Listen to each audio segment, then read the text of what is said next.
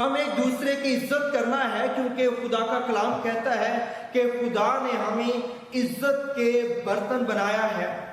تو اس کا مطلب ہے کہ خدا کے لیے، ہمارے لیے خدا کے پاس جو ہے ایک خاص پلان ہے، ایک خاص منصوبہ ہے، اور ہم نے اس میں موو کرنا ہے۔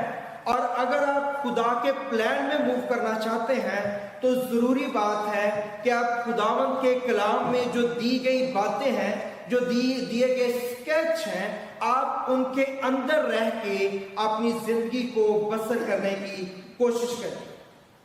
جب آپ خدا کے ساتھ گہرے ریلیشن کے اندر جاتے ہیں تو خدا جو ہے آپ کے اندر اپنے ایٹریبیوٹس کو، اپنی کوالٹیز کو منتقل کرتا ہے، اور ان ساری کوالٹیز کے اندر ایک بات جو موجود ہوتی ہے وہ ہے ایک دوسرے کی عزت کرنا۔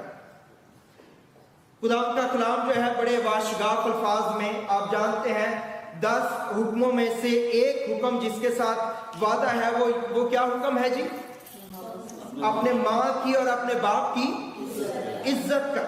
اور افسیوں 6 باب کی پہلی آیت میں بھی رسول یہ کہتا ہے کہ اپنے ماں کی اور اپنی باپ کی عزت کر۔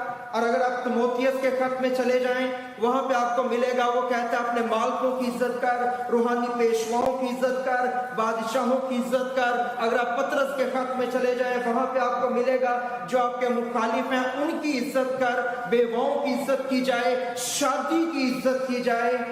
Marriage should be respected by each other۔ جو شادی ہے نہ صرف اس کی عزت کرنی ہے بلکہ کلام یہ کہتا ہے کہ میاں جو ہے وہ بیوی کی عزت کرے اور بیوی جو ہے وہ میاں کی عزت کرے۔ رشتے جو ہیں وہ عزت کے اوپر ڈیولپ ہوتے ہیں، بلڈ ہوتے ہیں۔ ریلیشن جو ہے وہ رسپیکٹ کے اوپر بلڈ کیے جاتے ہیں، اور ہمیں خدا کے ساتھ اپنے ریلیشن کو بلڈ کرنا ہے۔ As a church, as a Christian, مسیحی ہونے کی حیثیت میں، چرچ کی حیثیت میں آپ نے کس کے ساتھ اپنے ریلیشن کو بلڈ اپ کرنا ہے جی؟